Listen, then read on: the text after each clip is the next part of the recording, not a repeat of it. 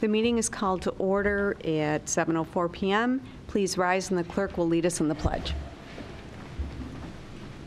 I pledge allegiance to the flag of the United States of America and to the republic for which it stands, one nation, under God, indivisible, with liberty and justice for all. Thank you. All right. May I have a motion and a second that the agenda of January 9th, 2018 be approved as submitted? Second. Any questions or comments? All those in favor? None opposed. Thank you.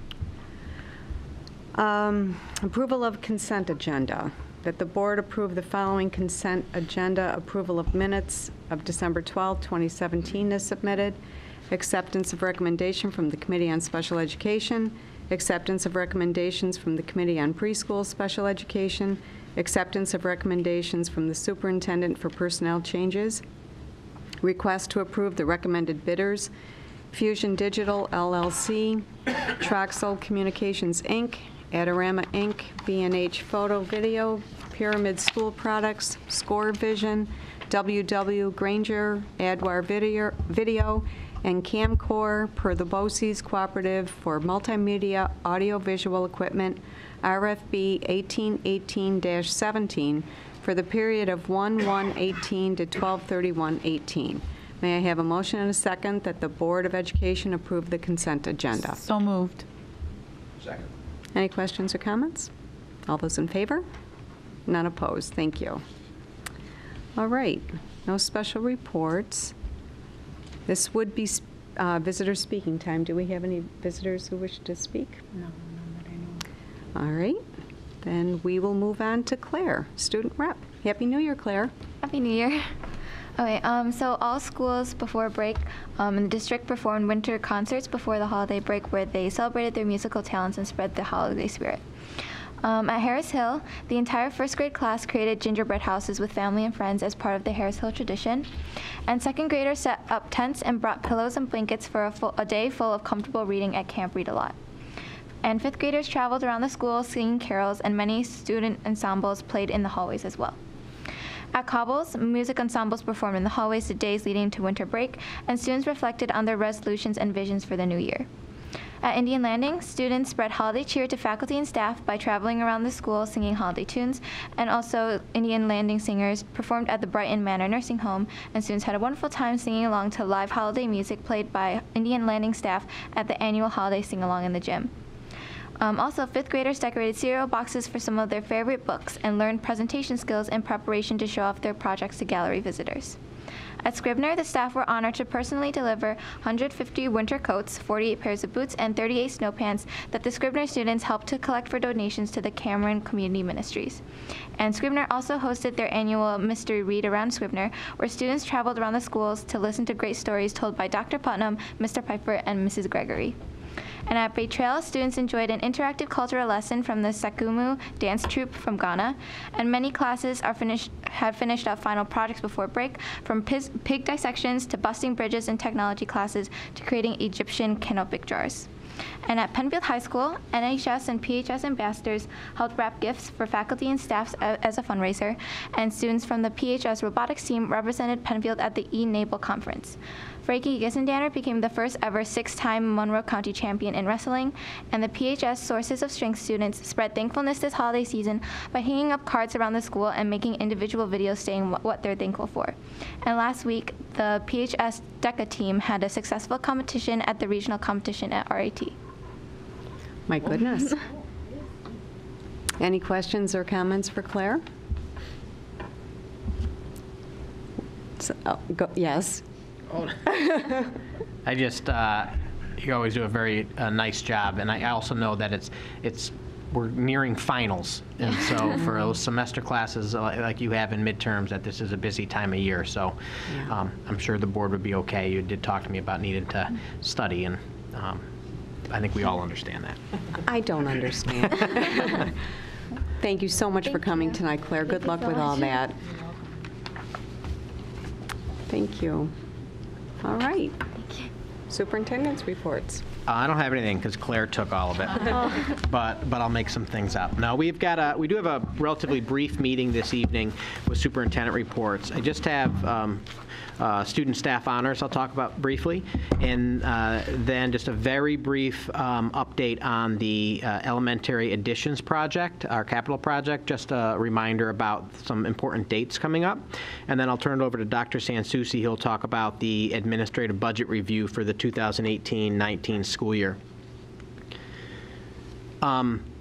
This is just a very short piece. I'd encourage, obviously the board's seen it, but anybody out watching is to take a look at the agenda for tonight, where it lists out all of the holiday giving activities that took place over this past month in December and also into January. Penfield students and staff members and families once again displayed their generosity during the holiday season by participating in many giving activities across every one of our buildings and district office. Pictured above are some of the students who took part in the Indian Landing's Holiday Helping Hands Drive, and to the left, the photo is of Bay Trail students who participated in the annual Adopt a Snowman project. So it really does sort of warm my heart when I take a look. Like, we do this every year across the district. We're very fortunate in Penfield for a lot of reasons, but when we see our students, much of this, especially at the secondary level, is all student generated and student initiated, and we take a look at all the offerings we give both to our local families in Penfield, but also families in the greater community. It really does warm the heart, and it shows that whole student piece. It's not just about academics, but it's a learning about giving back and supporting others. And so I'm just very proud of the district, especially our students and staff, when I see that. The elementary additions project, just 3 slides. Really, we have done a great job, I think, in terms of trying to be as transparent as possible with the public. So all of our slideshows that Mark Sansucci has gone through, as well as when we've brought our architect and general contractors here, and Alan McNiff, they're all online, lots of additional information. And so for anybody out there who'd like to go see everything, if you just go to our webpage, penfield.edu, and click on the 2018 Elementary Additions Project tab under the News and Info tab. Literally within 2 clicks, you can be at a site that shows all the information. And thank you for Nancy Bradstreet for putting that all together so the community can take a look at all of our updates. The public information meeting, this will be our second one that we'll be working on for this project. And so please, we encourage the community to come out Monday, February 5th. At 7 p.m. Right here at the Penfield High School Commons, and we'll be going through just an update on the project, where we stand now, as we prepare for the vote for this project, which is scheduled for Tuesday, February 13th, similar to our typical May voting times from 6 a.m. in the morning until 9 p.m. It's just at the high school, but instead of in the gymnasium, it's in room A1. And so we just encourage everybody to come out and express your vote on our 2018 Elementary Additions project. Make sure you're informed, ask questions if you have any questions, and then come out on February 13th to vote. Also, just a really great way to prepare for Valentine's Day. It can be a date night prior to Valentine's Day, is to come out and vote. So I'll turn it over to Mark for the 2018-19 admin budget review. Thank you. Tonight is our first of the reviews of the components of the 2018-19 budget. We've been engaged in the budget process for quite a while already, and you'll see that in a slide in a second. But tonight we really begin the work of putting a budget together. And as we go through this, I always begin with just a look at our goals. The board establishes the goals that we look to as we design program, as we talk about staffing, and as we build a budget. So those goals of academic achievement and excellence, of partnership, and particularly with regard to a budget of fiscal responsibility, are really what we strive towards as we move throughout the process. So I think it's always important to begin just with a realization that are those goals that drive all the processes of the budget. And the budget itself's been underway already for quite a while. We've completed one of these slides. So with tonight, beginning in October, we established a calendar, and we've worked through some of the early pre-work in terms of looking at an audit report that really is a budget event. It's a look back at how we've done in our last presentation, talking about goals, assumptions, and guidelines, tax cap, a review of the tax cap information, and doing some forecasting with regard to future budgets and our use of reserves. So tonight, we begin the formal review of the budget with the administrative portion. It's the smallest piece of the budget, the way we slice it up. And it really consists of the leadership areas of the district, primarily building leadership, and you'll see that in just a bit. But right here, about 6% of the budget, that's $6 million in the proposed budget, going up about $171,000, or just under 3%.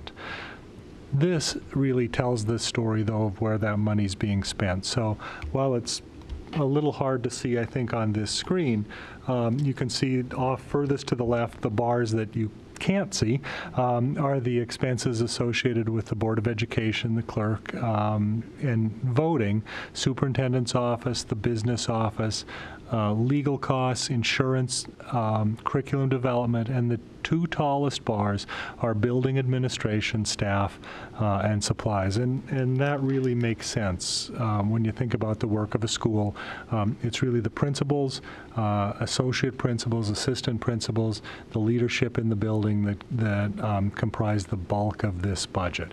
And you can see that there's, in any of those bars, the blue bar is last year, the red bar is the go-forward year, the 18-19 year, really not a lot of dramatic changes. The changes in this budget are really being driven, with a couple of exceptions, by contractual changes in salary, by changes in staff, and so on. There's no additional staff here.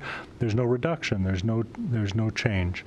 And we're not proposing any dramatic program changes or shifts. So really, it is a budget going forward very similar to the one we have this year.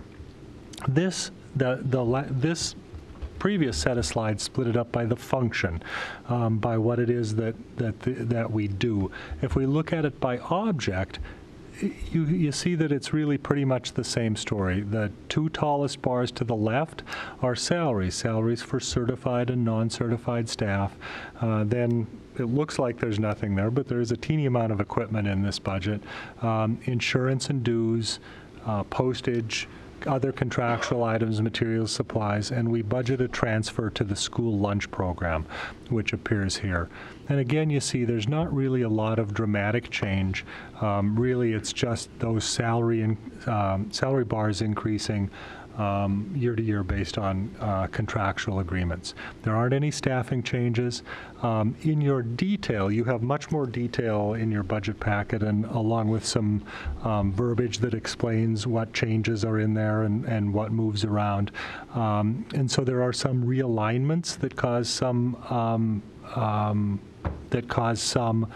shifts within the budget codes themselves, that cause percentages to go up and go down, but that's really just moving the money from where to different areas of need within the budget. So not an increase in the overall level of budget itself.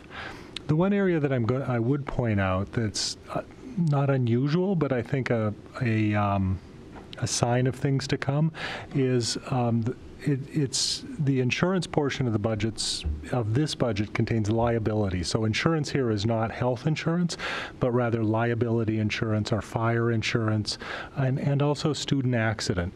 And the one thing we've seen now for the last couple of years, and that seems to be continuing, is fairly significant increases in the cost of student accident insurance. It's a small portion of this budget. The increase overall is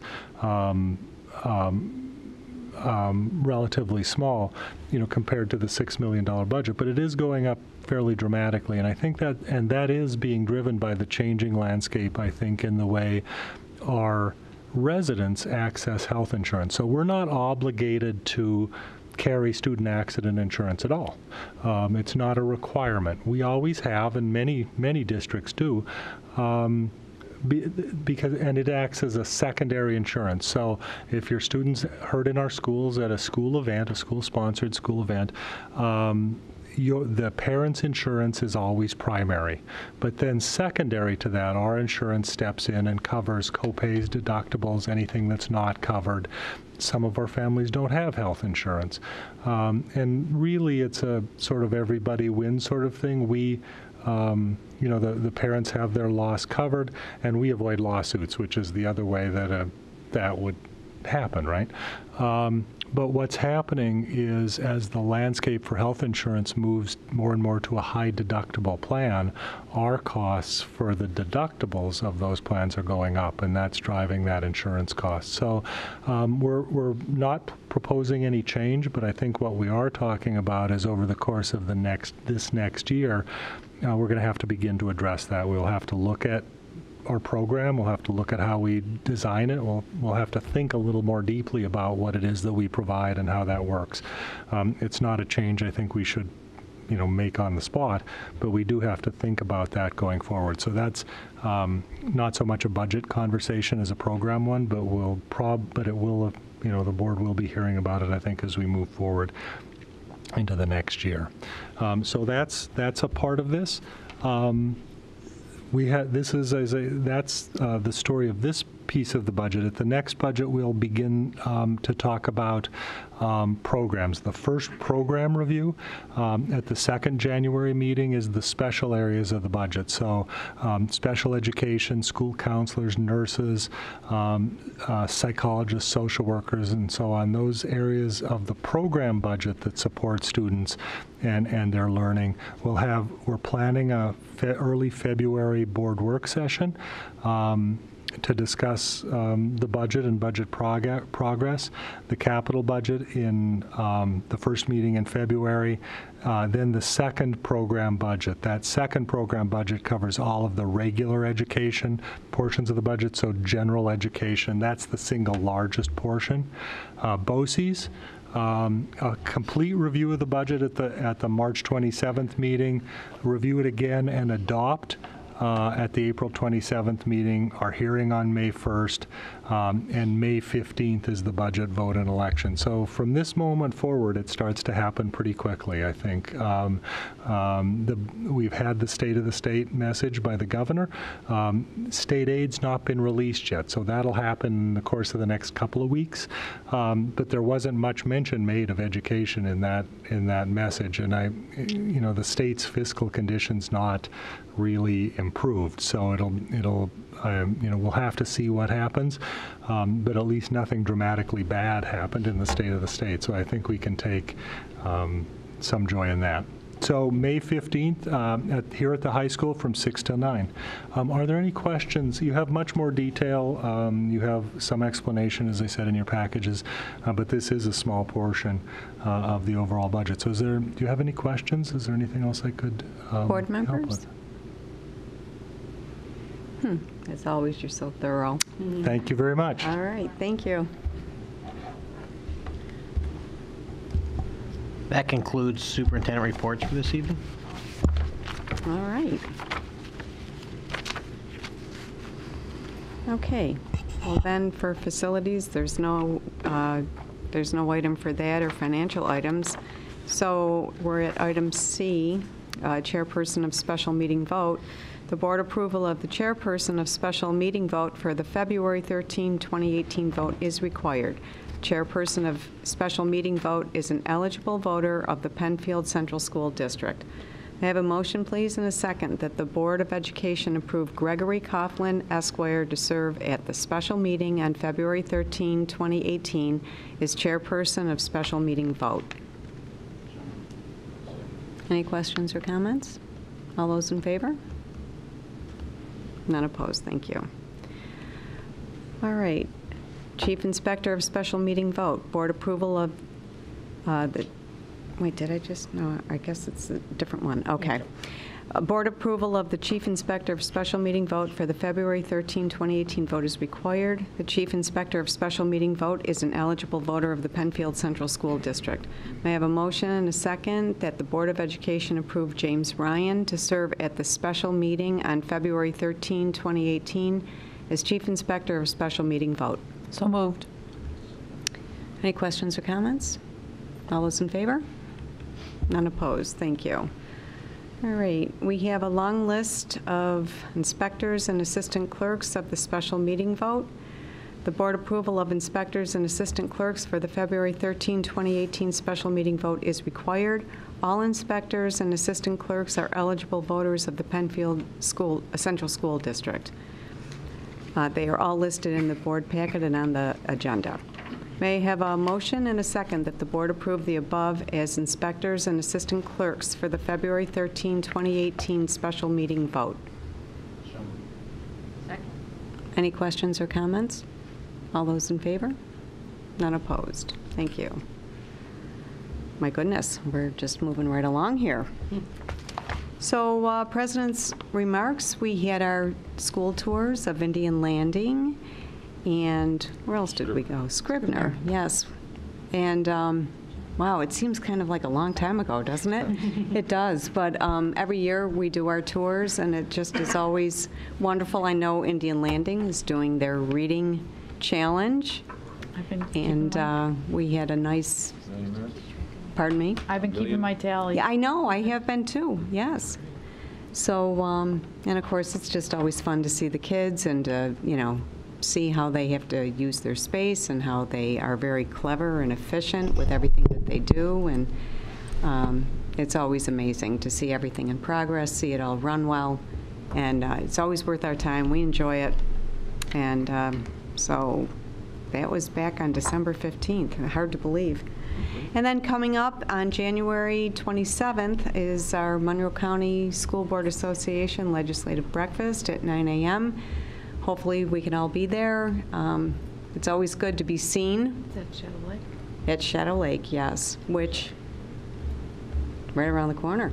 Yeah. You know, that is nice. It's nice to be able to go close to home, so that's very, very good, but also, you know, a reminder about that. So all are welcome to come who are so inclined, and we hope to see you there for that, board members. Okay, and then if you are going, let Sharon know, please. By the 12th. By the 12th. Anything else, Sharon? No pressure. Oh, okay. Which is this Friday. All right. Well, it is But no hard to pressure. realize we're back in the groove, you Right, know? right, So it's a good reminder. And this is earlier than the usual. It does, yes, Yeah. yeah.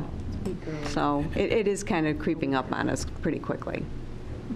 John, did you have a question, comment? I'll be out of town for that, but today we received, so I won't be going, Sharon. Okay, but thank you. Today we received a notice for the trip to Albany. Yes, I Monroe saw County that. School Board Association, Yes. which most of us have gone, and this year, you know, if you watch the governor's State of the State, which a few of us watch, I know Mark watches, again, this is going to be another crazy year. And, you know, Mark is our legislative chairman, and I think it'll be important. Well, I think it's important to remember that education always appears to be that expendable thing. You know, that's always something that it seems like the state can play with. And one thing that we talk about at legislative a lot is the constitutional obligation of the state to provide public school education, which means the funding for it. So the advocacy trips are important. I know it's not easy to go. It's not always easy for me to go. I know it's difficult for a lot of us with our schedules and whatnot, but our presence there is always appreciated, noticed, helpful. And I hate the idea that we have to be so diligent for what is guaranteed to us in the Constitution of the state, which the voters just said recently they like the Constitution just the way it is because there was a resounding no vote on the con. So we have to assume that everybody who lives here approves of that. And so I'd like to just bring that reminder up that the state does have that obligation, And we should push back whenever there is that appearance of expendability to our funding.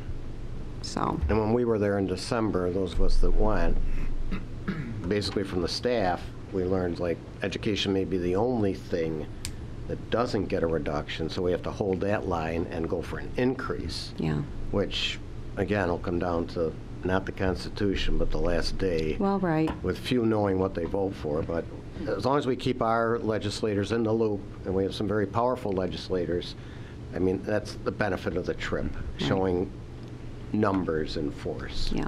And that's also the value of the legislative breakfast we have, because it Yes. helps us prime our local representatives. Yes. We'll let them know we're coming, and that's why, it was set up earlier this year, Oh, because the before- trip was moved up earlier, because, the budget's been approved on time for 5 years? 5 something? years, Mark, or 4 at least. And that'll happen again, so the impact is better done, we'll be there March 5th or 6th or whatever that is, because things will start moving fast. Yeah. And the State of the State is different than the budget presentation, right? And he does the two. The governor lays out his major initiatives. He did so in advance a little bit this year, but then and often he'll foreshadow what's going to happen in terms of the release. The state aid runs, the governor's budget number runs are released subsequent to that, next week or week after. So we'll know very shortly what he's proposing, what he's included in his book for state aid for the upcoming year. Okay. All right. Oh, wait, my screen went blank here. Okay, I'm back. All right, no unfinished business or new business, so if there's nothing further, may I have a motion and a second that the meeting be adjourned at 7:30 p.m.? So moved. Any questions or comments? All those in favor? None opposed. Thank you.